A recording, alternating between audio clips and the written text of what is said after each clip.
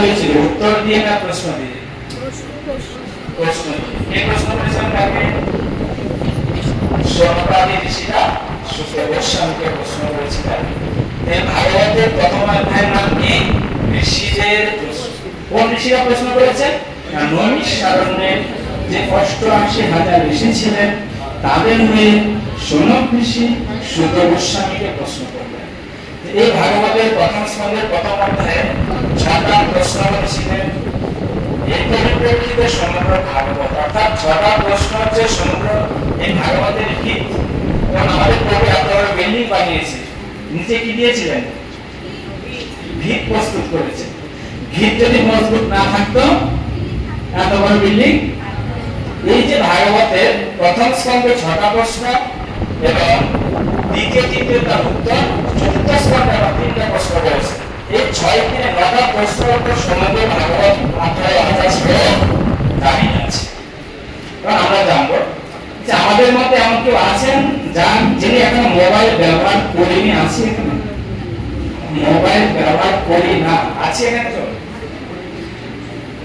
আমরা প্রত্যেকে মোবাইল ব্যবহার করি, নাকি না?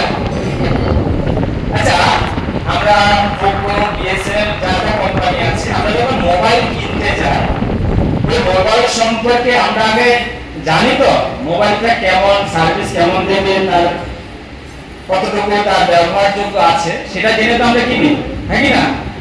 এবং কেউ আছেন না মোবাইল কি জানি না তো মোবাইলটা ব্যবহার করতে আছে কেউ? আমরা জানি তারপর মোবাইলটা ব্যবহার করে বাজার থেকে কিনি।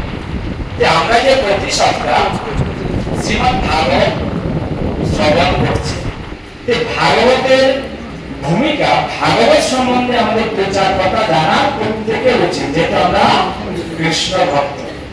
প্রথম প্রশ্ন আমরা জানবো ভাগবত কথার অর্থ কি? ভাগবতের কটা শব্দ আছে?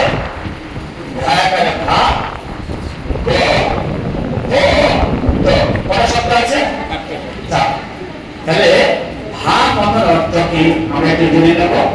ভা কথার অর্থ হচ্ছে ভাস্কর, সূর্য বা জ্যোতি। কি বললাম? সূর্য বা জ্যোতি। তারপরে কি শব্দ আছে?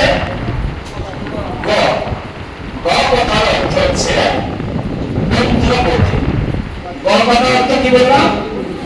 ঊর্ধ্বগতি। তারপরে কি শব্দ আছে? ব। ব মানে ব শব্দের অর্থ কি? বরিষ্ঠ বা শ্রেষ্ঠ। আমাদের যত বৈদিক শাস্ত্র আছে তার মধ্যে সর্বশ্রেষ্ঠ শাস্ত্র কি? ভাগবত মহাপুরাণ। কি তাহলে ব মানে কি বললাম? বরিষ্ঠ বা শ্রেষ্ঠ। আর লাস্টে কি রইল? তো তো কথার অর্থ হচ্ছে তারণ, যিনি ত্রাণকর্তা, যিনি উদ্ধার করতে সমর্থ হন। তাহলে ভাগবতের সম্পূর্ণ শব্দ কি দাঁড়ালো? যিনি জ্যোতির্ময়, যিনি মুক্তগতি প্রদান করতে পারেন, যিনি আমাদেরকে এই জন্ম মৃত্যু জড়াবলী থেকে উদ্ধার করতে সমর্থন, তিনি হচ্ছে ভাগবত মহাপুরাণ। কি এমন কোন উদাহরণ আছে যিনি ভাগবতের আশ্রয় নিয়ে জন্ম মৃত্যু জড়াবলী থেকে উদ্ধার হয়েছেন? আপনিও বলবো এই বলতে বলেন পুরস্কার আছে।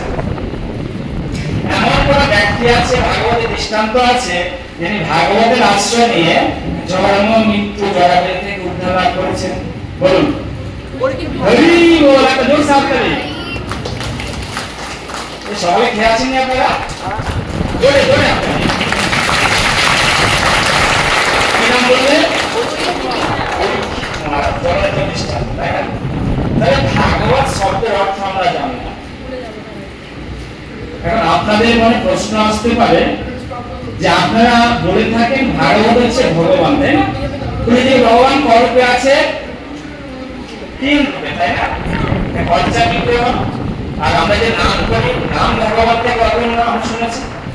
আর এই ভাগবত হচ্ছে ভগবানের কি বিগ্রহ? বাক্ময়। বাক মানে কথার বিগ্রহ। তো চৈতন্য ভাগবতে লিখে নিতে পারেন, চৈতন্য ভাগবত মধ্যলীলায় বৃন্দাবন দাস ঠাকুর বর্ণনা করছেন যে কৃষ্ণ তুল্য ভাগবত বিদু সর্বাশ্রয় শ্লোকের প্রতি অক্ষরে নানা কথা বল। তাহলে ভাগবতটা কি তুল্য? স্বয়ং কৃষ্ণ। কৃষ্ণ তুল্য ভাগবত বিভু সর্বাশ্রয়। সর্বাশ্রয় কথা অর্থ কি? যেমন আমাদের যিনি গৃহকর্তা, তিনি গৃহের আশ্রয়দাতা। একটা অঞ্চল প্রধান অঞ্চলের আশ্রয়দাতা, একটা রাজ্যের প্রধান মুখ্যমন্ত্রী তিনি রাজ্যের আশ্রয়দাতা, একটা দেশের প্রধান প্রধানমন্ত্রী তিনি দেশের আশ্রয়দাতা। তিনি ভগবান। ভগবান কি? সকলের আশ্রয়দাতা। কৃষ্ণ তুল্য ভাগবত বিভু সর্বাশ্রয়, তিনি সকলকে আশ্রয় দিতে সমর্থন। ভগবত গীতা ভগবান কটা বর্ণ কটা আশ্রম দিয়েছেন? 4টা বর্ণ 4টা আশ্রম, সকলের আশ্রয় ভাগবত দেন। প্রতি শ্লোকের প্রতি অক্ষরে ভগবানের মহিমায় পরিপূর্ণ। জয় ভাগবত মহাপুরাণ কি। এছাড়া চৈতন্য চৈতন্যতে বৃন্দাবন দাস ঠাকুর বলছেন যে ভাগবত পূজিলে কৃষ্ণ পূজা হয়, ভাগবত শ্রবণ পঠন কৃষ্ণ। আপনার বাড়িতে কোনো আলেখ্য নেই, আপনার বাড়িতে কোনো বিগ্রহ নেই, শুধুমাত্র যদি ভাগবতকে রাখেন, ভাগবতকে আরতি করেন, ভাগবতকে পূজা করেন, ভাগবতকে ভোগ লাগান, কাকে ভোগ লাগানো হবে? কৃষ্ণ তুল্য ভাগবত। অর্থাৎ এই ভাগবত ভগবান থেকে অভিন্ন। তাহলে আমরা জানলাম ভাগবত শব্দের অর্থ। দ্বিতীয় কি জানলাম? এই ভাগবত যে ভগবান তার প্রমাণ। এবং তৃতীয় আপনাদের মনে প্রশ্ন আসতে পারে যে ভাগবত যদি ভগবান হয় তাহলে ভগবানের চরণ থাকবে নিশ্চয়, মাথা থাকবে নিশ্চয়, হাত পা থাকবে।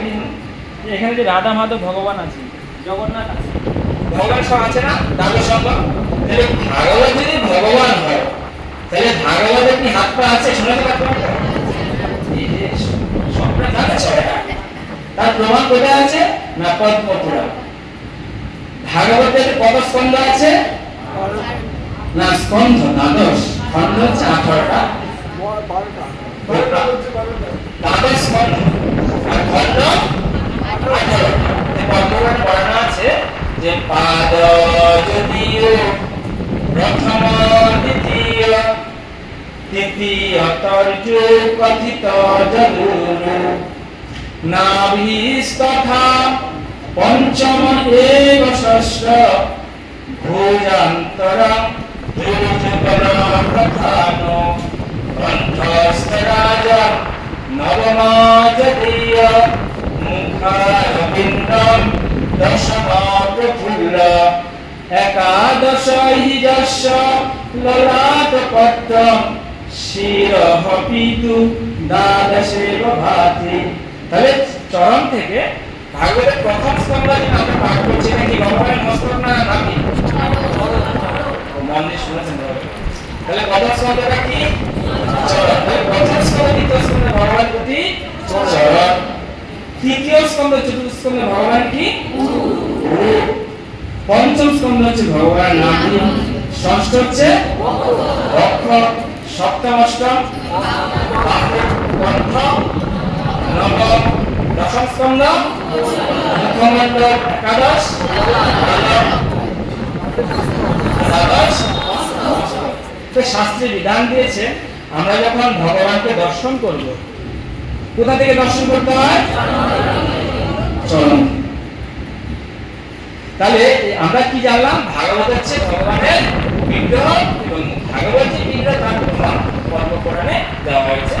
দ্বিতীয় শ্লোকে বলছে যে তমাদি দেবং করুণা নিধানম তমাল বর্ণম শ্রী অবতারম। ভগবানের গায়ের রং কেমন? কৃষ্ণ তমাল। ভগবানের গায়ের রং কেমন? তমাল বর্ণ। আর এই কলিযুগে ভগবান হচ্ছে একমাত্র সূর্যি অবতার। আচ্ছা, বন্ধু আর সূর্যের মধ্যে কি পার্থক্য? বন্ধু আর সূর্য, বন্ধু আজ আছে কাল নাও থাকতে পারেন।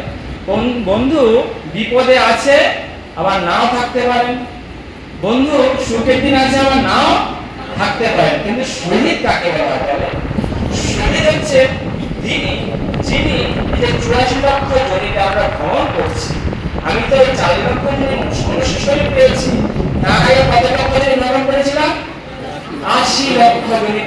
করেছিলাম, ওই 80 লক্ষ জনিতে যিনি ছিলেন এখনো আছেন, এবং এই দেহ ত্যাগ করার পরে যিনি থাকবেন তিনি হচ্ছেন শহীদ ভগবান ভাগবতম কি। তাহলে আমরা কাকে আশ্রয় করব? কাকে আশ্রয় করব? শহীদ ভাগবতের আশ্রয়। আচ্ছা, কার কার বাড়িতে শ্রীমদ্ ভাগবত আছে? আচ্ছা, গীতা আমরা বুঝি, গীতা গীতা অর্জুন ভগবানকে জ্ঞান দিয়েছিলেন, তাই না? কুরুক্ষেত্রের যুদ্ধে ঠিক বললাম তো? ভগবান যুদ্ধ করেছেন, আমাদের ভুলে যায়। তাহলে কে কাকে দিয়েছিলেন? বৃন্দাবন না দ্বারকা? কুরুক্ষেত্রে দিয়েছিলেন, সব জানেন তো আপনারা। তাহলে গীতা কার কার বাড়িতে আছে? ভগবত গীতা।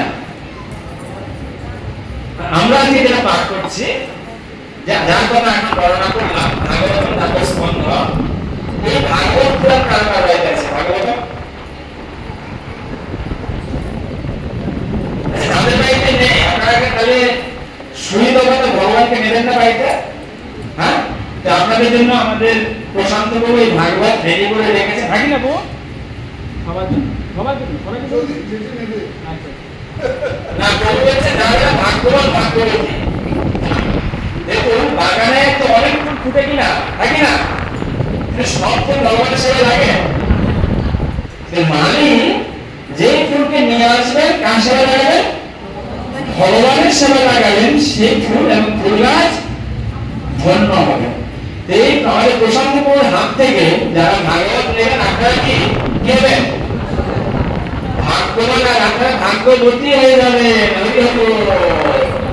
আজকে আমরা আমাদের যেটা আলোচ্য বিষয় ভাগবত প্রবেশ করছি, শ্রীমদ্ ভাগবতম। তাহলে এটা ভগবানের কোন অঙ্গ? প্রথম স্কন্ধ চরণ। শ্রীমদ্ ভাগবতম প্রথম স্কন্ধ চতুর্থ অধ্যায়। এই অধ্যায়ের নাম নারদ মুনির আবির্ভাব।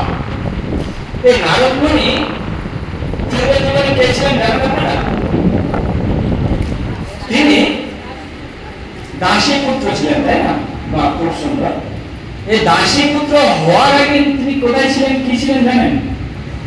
না, এই দাসী পুত্র হওয়ার আগে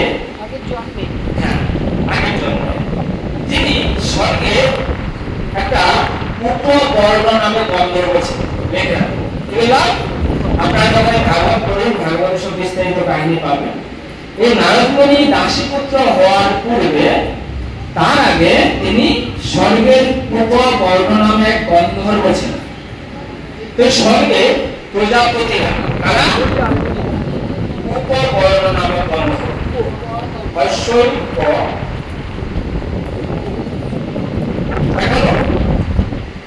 তো স্বর্গে প্রজাপতিরা, প্রজাপতি মানে কি? এই যে প্রজাপতি, ওই প্রজাপতি না।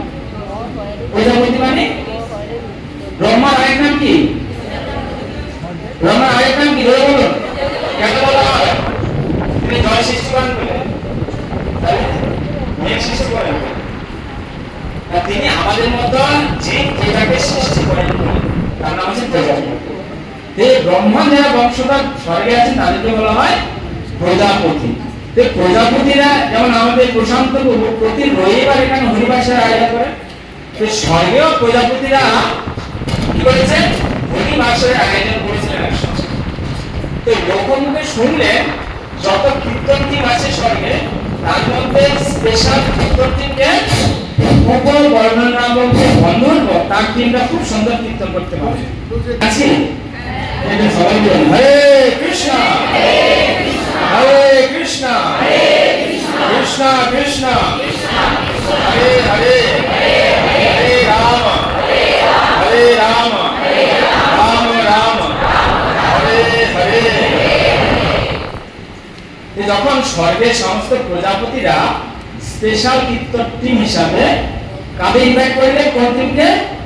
উপবর্ণ নামক যে গন্ধর্ব, তার থেকে ইনভাইট করলেন। তো তারা ওখানে ভগবান শ্রীহরির গুণকীর্তন কীর্তন করছিলেন।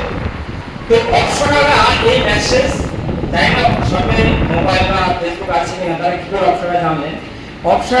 অপ্সরারা এই মেসেজ পেয়ে তারা ছুটে আসলেন। কেন ছুটে আসলেন? না উপর বর্ণ নামক যে গন্ধর্ব তাকে দেখতে এত অপরূপ সৌন্দর্য আর বলা এত সুন্দর, তাকে ওই জন্য দর্শন করতে আসে। আর এই উপর বর্ণ নামক যে গন্ধর্ব সে অপ্সরাদেরকে দেখে সে ভগবান শ্রীহরির গুণকীর্তন পরিবর্তে কি করতে শুরু করলেন? অপ্সরাদের গুণকীর্তন করতে শুরু করলেন। আর এই দৃশ্য দর্শন করে প্রজাপতিরা সে উপর বর্ণ নামক গন্ধর্বটাকে আশীর্বাদ দিলেন। তাই না? কি দেবে? কি দেবে? ঠিক বৈষ্ণব অভিশাপ আশীর্বাদ একই। তে অভিশাপ দিলেন। কি অভিশাপ দিলেন? আরে মূর্খ কোথাকার, তোমাকে এখানে এনেছি হরি কীর্তন করার জন্য, তুমি অপ্সরাদেরকে দেখে তাদের গুণকীর্তন করছো। তোমার দেখতে দেখছি কিসের মতো হয়েছে? শুদ্ধের মতো হয়েছে। তাই আমরা তোমাকে অভিশাপ দিচ্ছি, তুমি শুদ্ধ বলে। ওই কারণে সেই পূর্ণ গন্ধর্ব দাসীপুত্র জন্ম করলেন। চাতুর্মাসের সময় এই দাসীপুত্র অর্থাৎ নারদ মুনি সাধু বৈষ্ণবদের সেবা করার পর তিনি তাদের কাছ থেকে কৃপা লাভ করে সময় তপস্যা করে